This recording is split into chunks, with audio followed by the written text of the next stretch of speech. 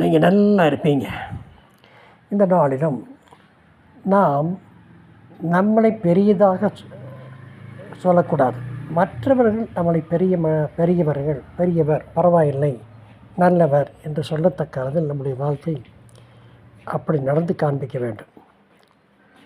ஒரு முறை இந்தியாவை நேரு பிரதமராக இருந்த காலத்தில் அவர் முகம் சோர்ந்து இருந்தார். அவர் தமிழ்நாட்டுக்கு வந்தபோது முகம் சோர்ந்திருப்பதை பார்த்துவிட்டு படிக்காத மேதை காமராஜர் ஐயா ஏன் முகம் சோர்ந்து இருக்கிறது என்று கேட்கும்போது, இந்த கிருஷ்ணமேனன் சொல்வதை யாரும் கேட்பதில்லை, அவரும் கேட்பதில்லை, ஒரே தளபதியாக இருக்கிறார், இராணுவ தளபதியாக இருக்கிறார் என்று சொன்னவுடன் அவர் சொன்னார், காமராஜர், இதுக்கு போய் இன்னும் யோசனை பண்ணாட்டி அவர் ஒரு மாதத்துக்கு அவுட் ஆஃப் கண்ட்ரி அனுப்பிச்சிட்டு எல்லாத்தையும் பார்த்துட்டு வே என்று சொல்லிவிடு.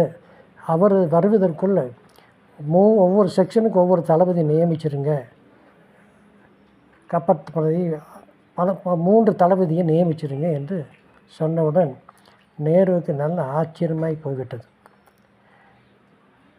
அது வருவதற்குள் 3 தளபதிகள் உருவாக்கிவிட்டார்.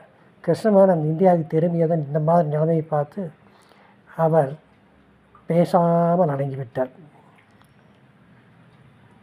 நாம் எப்போதும் இதிலிருந்து என்ன தெரிகிறது என்றால், நாம் எப்போதும் நம்மளை பற்றி பெரிதாக நினைக்கக்கூடாது.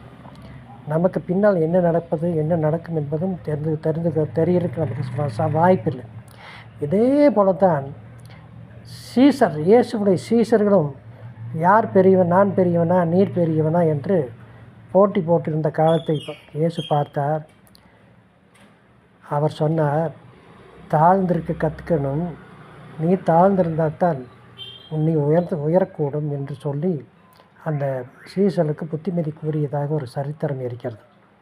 அதற்காகத்தான் அவர் முதலில் சீடரின் கால்களை கழுவினார் என்று நாம் பைபிளில் காண்கிறோம். என்னை கேட்டுக்கொண்டிருக்கிறனே சகோதரனே, சகோதரியை, நாம் இப்படி இருப்போம். நான் தான் பெரியவன் என்ற அகந்தை, பெருமை நம் மனசுக்கு வரக்கூடாது. நம்மை விட எல்லாருக்கும் எல்லாம் தெரியும் என்று நாம் நினைத்தால் நம்மை ஆண்டவர் உயர்த்துவார். லைக் பண்ணுங்கள், ஷேர் பண்ணுங்கள், சப்ஸ்கிரைப் பண்ணுங்கள். நாளை சந்திப்போமா?